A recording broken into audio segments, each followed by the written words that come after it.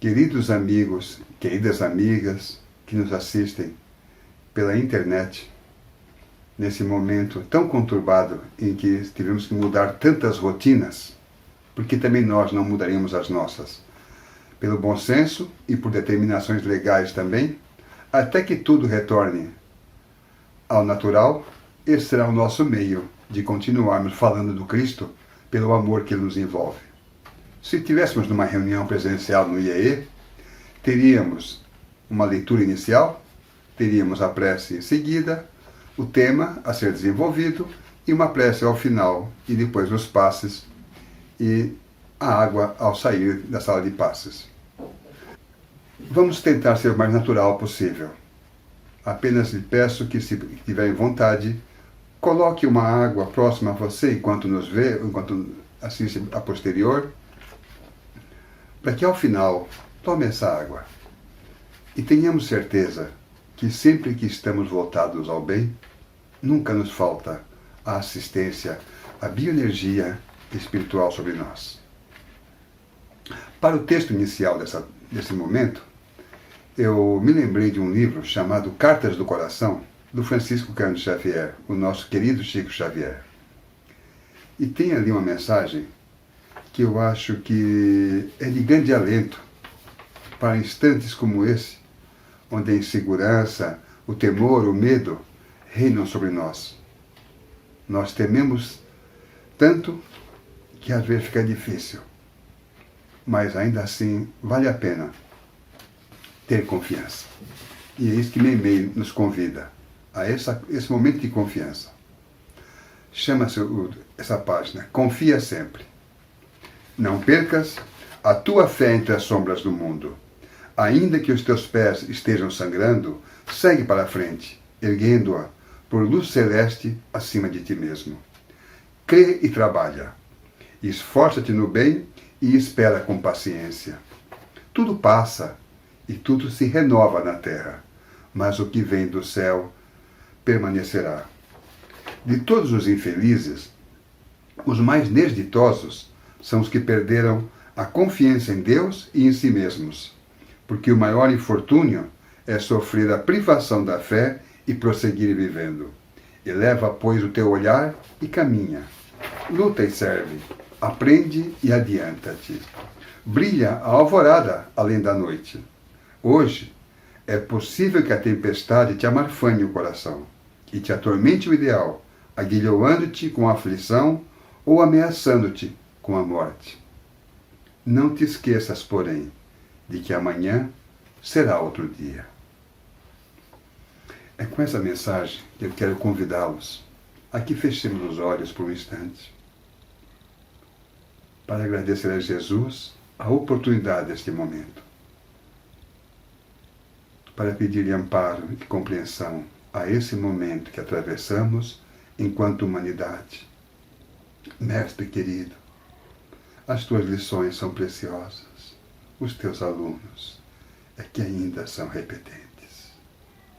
Aqui estamos mais uma vez para falar de ti, para aprendermos mais do teu verbo, e te rogamos o amparo para essa atividade, para esse momento que estamos atravessando.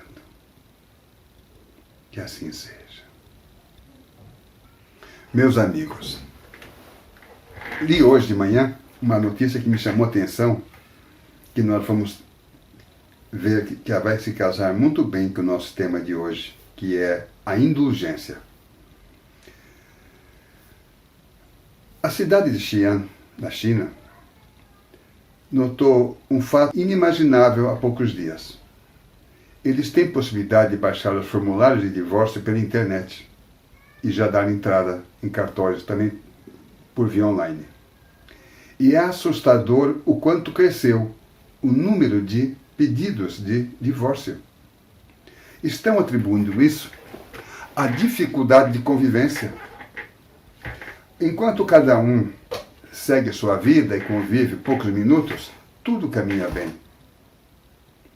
Mas Jesus nos pediu que nos reconciliássemos enquanto estamos no caminho. A convivência é a chave de crescimento para todos. E é aí que se resolve as diferenças. E como conviver com harmonia. Nesses dias que também nós passamos o mesmo, e quando eu falo em divórcio quer dizer separação. Não importa se família, que tipo de parentes são, se é um casal, se são filhos, avós, noras, sogras. Qualquer relação familiar pode levar a uma ruptura, a um divórcio, se não houver paciência. E, acima de tudo, houver indulgência. Por isso que, felizmente, hoje, nós vamos ter esse tema, a indulgência. Eu separei, de forma quase didática, para que a gente consiga concluir uma ideia de indulgência. Allan Kardec trabalha ela no capítulo 10 do Evangelho segundo o Espiritismo, nos itens 16 a 18. Eu fiz os pequenos recortes, e como nós estamos agora com tanto tempo, que curioso, né?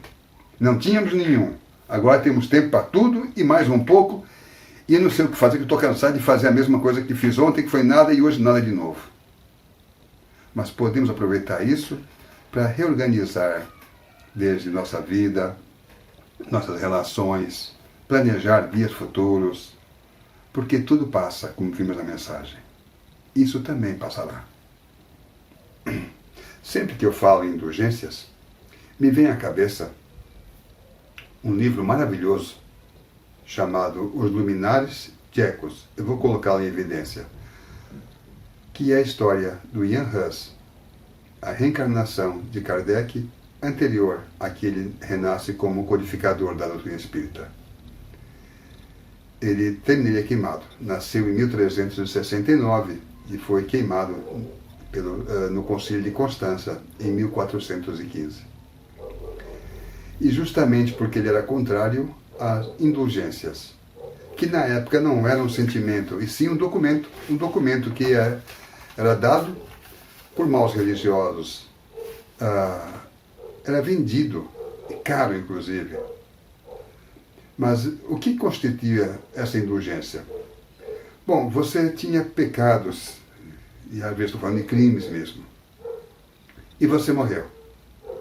Ao chegar ao céu, quando você fosse barrado, porque você ia ser barrado, você tinha problemas, né?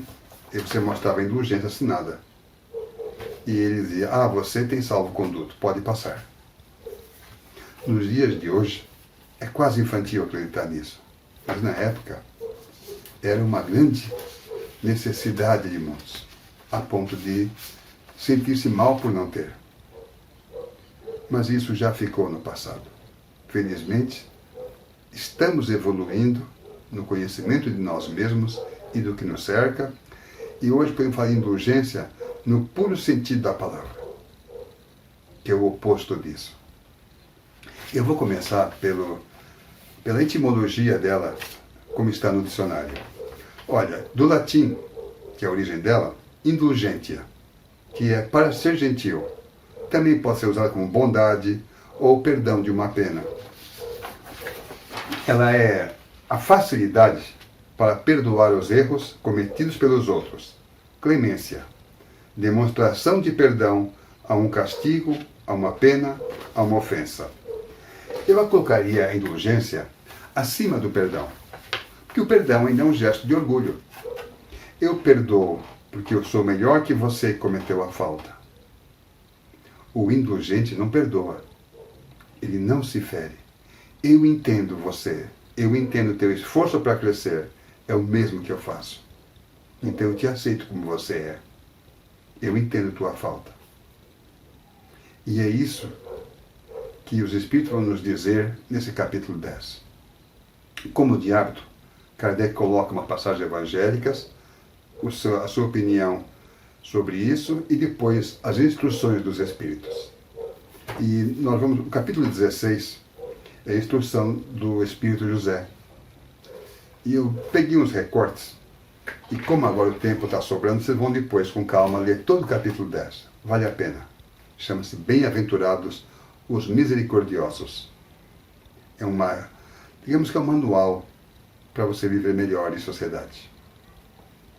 Ele começa assim, olha, a indulgência não vê os defeitos de outrem, e se os vê, evita falar deles, divulgá-los. Já começou pegando, não começou? Nós adoramos. Eu que ando muito no transporte público, sempre que eu estou no metrô, por exemplo, é muito comum ter pessoas de empresas, talvez colegas de trabalho, geralmente estão falando mal do chefe. No ônibus idem. Nós ainda nos comprazemos com isso. E a indulgência é justamente o grau acima disso. É onde eu silencio sobre o que eu vejo. E não me vejo melhor que o outro, mas sim no mesmo caminhar do outro. Aí então ele dizia que o indulgente não vê os defeitos de outrem, ou se os vê, evita falar deles, divulgá-los. Ao contrário, oculta-os, a fim de que não se tornem conhecidos, senão dela unicamente. Se eu percebi, eu guardo para mim, porque eu não quero que o outro saiba por mim isso, porque não vai ajudar em nada e só vai difamar alguém.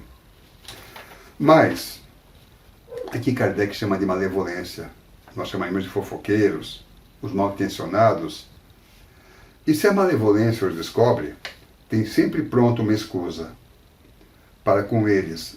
Escusa plausível, séria, não das que com aparência de atenuar a falta, mais evidenciam a pérfida intenção. Ou seja, quando eu ainda quero desculpá-lo, eu falo, olha, acho que você não compreendeu bem. Eu estou falando isso do coração. Porque às vezes eu posso falar isso com uma artimanha para falar mais mal ainda. Eu pego o gancho e vou, torço até chegar onde eu quero e compartilho junto o que eu devia. E o Espírito José encerra esse capítulo. Sede indulgentes, meus amigos, porquanto a indulgência atrai, acalma, ergue, ao passo que o rigor desanima, afasta e irrita. Eu acho que é uma verdade, né? Quando você é pacífico com alguém, você não encontra paz.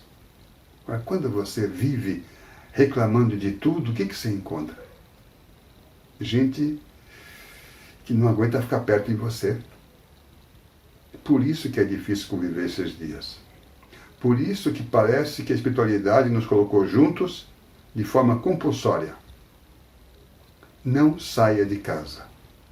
Fique em casa para aguentar todos que ali moram. Só não esqueça um detalhe. Que todos também têm que aguentar você. E isso cria uma desigualdade. Porque olha, eu sou um anjo de candura. Sou bom, tranquilo, amoroso. Eles é que não entendem. Não é assim que nos comportamos geralmente? Então o convite que faz aqui o Espírito José é que nós vamos na contramão disso. Vamos dar uma chance a que o outro esteja certo. Aí eu consigo ser indulgente com ele. Tem a mensagem também, já no capítulo 18, que é o Espírito de Ferter, ele nos diz uma coisa curiosa, bem para os nossos dias, o dia a dia.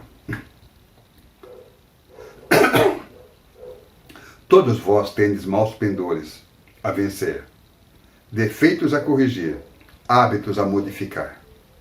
Por que então haveis de mostrar-vos tão clarividentes com relação ao próximo e tão cegos com relação a vós mesmos? Já tem um grande recado aí, não tem? Todos vós tendes maus pendores a vencer, defeitos a corrigir, hábitos a modificar.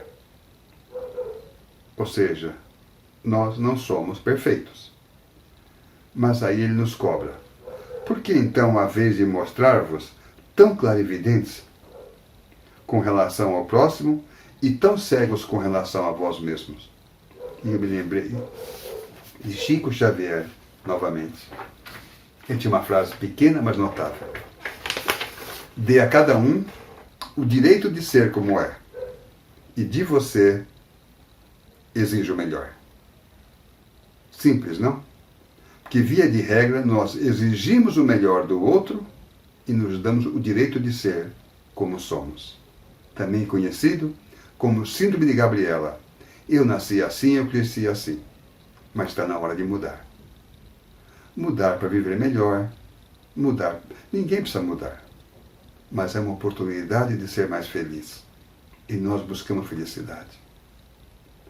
Quem vive batendo aqui e ali, não vai encontrar o convívio que espera.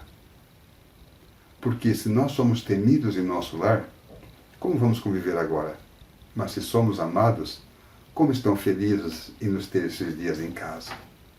Não é? Eu queria retornar agora ao início do capítulo 10, onde Kardec coloca uma parábola de Jesus notável sobre isso. O argueiro e a trave no olho. Bastante conhecida já. Mas diz assim, olha. Como é que vedes um argueiro no olho do vosso irmão, quando não vedes uma trave no vosso olho? Ou, como é que dizeis ao vosso irmão, deixa-me tirar um argueiro do teu olho, vós que tendes no vosso uma trave? Hipócritas, tirai primeiro a trave do vosso olho, e depois então, vede como podereis tirar o argueiro do olho do vosso irmão. As parábolas de Jesus têm um conteúdo tão simples, mas ao mesmo tempo tão claro. Claro que ninguém tem um caibro no olho, mas que lição! Ou seja, tira algo grande de você, que te impede de ver claro, para que você veja mais simples. Aí você pode tirar um cisco. Então, antes de corrigir qualquer defeito no teu irmão, corrija os teus grandes primeiro. Que depois você consegue vê-lo de outra forma, com mais indulgência. E Kardec anota em seguida, por isso mesmo, porque é o pai de muitos vícios, o orgulho. O orgulho é também a negação de muitas virtudes. Ele se encontra na base e como móvel de quase todas as ações humanas. Essa é a razão por que Jesus se empenhou tanto em combatê-lo, como o principal obstáculo ao progresso. Nós falamos tanto para no fim dizer que na raiz dos nossos sentimentos há o orgulho, egoísmo, personalismo, prepotência. Nos julgamos os melhores. Nós fomos chamados agora a uma reflexão. Não há poderoso que não tenha hoje a chance de se contaminar. Não há fraco que não tenha a chance de contaminar. Não há ninguém na Terra, porque todos descobrimos agora que somos iguais. Não importa a nação, o governante, o operário, todos. Porque todos somos iguais. Quanto vamos ter que passar para descobrir isso? Quando vamos acordar para descobrir que somos perfeitos, filhos de Deus? Apenas isso. Não precisamos de coisas. Precisamos de nós. Precisamos dar valor ao que somos e não ao que temos. Somos fiéis depositários de coisas. Ao reencarnar, pedimos ferramentas que nos ajudassem nas provas que temos de passar. E muitas vezes, ao invés de usar as ferramentas para produzir, usamos para nos destruir. Somos chamados a isso. Me recordo que Bezerra de Menezes, numa frase muito feliz, nos diz que o espírito renasce nos mesmos lugares de suas falências, para trilhar um caminho de redenção, mas muitas vezes retorna mais devedor do que quando chegou. E acho que buscando uma conclusão de tudo que dissemos até agora, me lembrei de uma história em que Jesus vinha caminhando. Nas suas andanças, Emmanuel diz que Jesus nunca dormia 2 noites em um mesmo lugar. Seu tempo era curto e sua missão muito grande. E vinha caminhando com seus discípulos, muito alegres, quando de repente há um cachorro morto caído no caminho. E os discípulos, quase por instinto, foram se desviando. Mas Jesus continuou e ficou olhando o cachorro. É aquele instante que você percebe que fez alguma coisa que não devia. Foi assim que sentiram os discípulos. E começaram a se aproximar do Mestre. E Jesus, os olhando com profundo amor para aquele animal já putrefato, comenta com eles: que lindos dentes tinha esse cão. Então a indulgência é isso. É você sempre encontrar o melhor que você pode achar numa pessoa. O que ela pode ter a te oferecer como sentimento, como valor. Não pega a pior parte, pega a melhor. Porque todos nós que somos seres em evolução, que no dizer de Kardec, ele diz que o verdadeiro espírita não é perfeito. É aquele que reconhece em si as más tendências e se esforça por vencê-las a cada dia. Então, vê o que há de melhor, sempre, e vê o que há necessidade de mudar em você. Enquanto você tiver esse olhar, com certeza, você vai estar entre os mansos e pacíficos que herdarão a terra. É assim que nós lutamos cada dia para ser. Seriam tantas histórias, mas eu me lembrei de uma também, que a gente pode encaixar quase do lado oposto.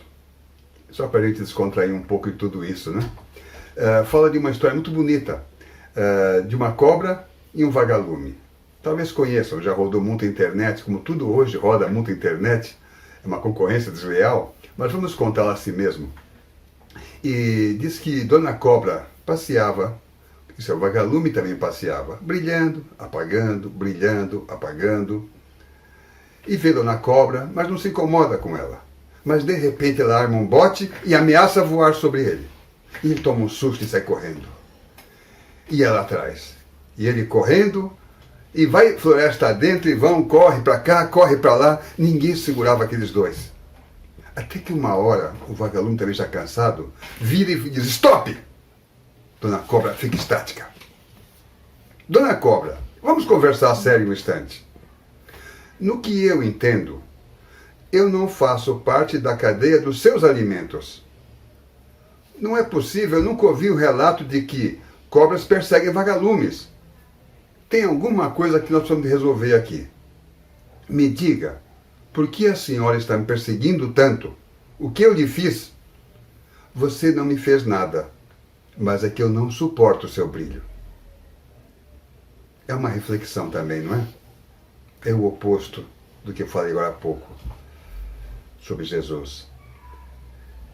Nós podemos, sem dúvida, ver o melhor, ou podemos não suportar o brilho, e aí não queremos deixar brilhar a luz do outro. Se possível, queremos quebrar a lâmpada para ficar os dois no escuro. Quanta reflexão caberia! Esses dias nos convidam a isso. Estamos vivendo dias novos para reflexões novas. E muitas coisas vamos ver de bonito aí nesses dias. Não são só coisas tristes. No meio de semana, algumas histórias começaram a aparecer, muito sui generis, que não são habituais. Em uma lanchonete americana, por exemplo, um cliente habitual da casa deixou uma gorjeta significativa de $9.400. Porque, como também aqui, lá alguns lugares foram determinado o fechamento total. E ele se preocupou com aqueles garçons que os serviam todo dia, que ficariam sem ganhar dinheiro durante um período.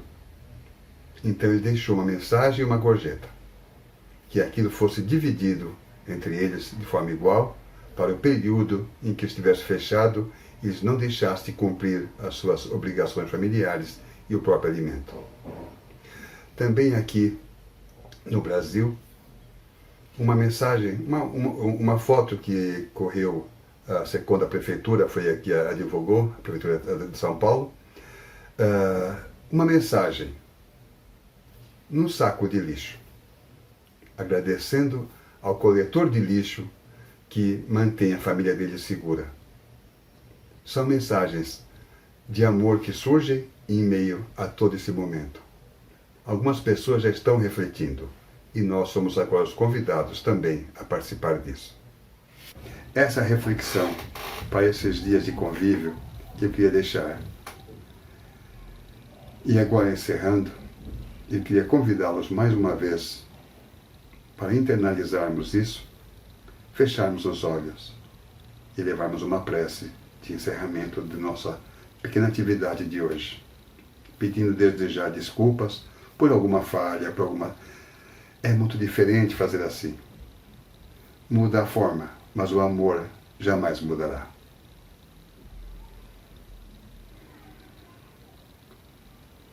Senhor Jesus, te agradecemos por este momento em que estamos juntos, sintonizados pelo pensamento. Te agradecemos a oportunidade desta reencarnação. Num momento tão importante do planeta, aqui estamos nós também reencarnados. Nós somos escolhidos, sim, Mestre, mas que disputemos sempre o lugar de servir, jamais o lugar de poder. Se tu disseste que vieste ao mundo para servir e não para ser servido, quem de nós pode pedir mais do que isso? Clareia-nos a mente, Senhor. Ilumina nossos passos e nesses dias em que temos oportunidade de maior reflexão, que não nos falte a esperança, a fé, para aprender contigo, até que o sol volte a brilhar na calma do planeta. Obrigado, Senhor. Permanece conosco e dá-nos a mão quando ainda vacilantes não consigamos caminhar sozinhos. Que assim seja. Graças a Deus.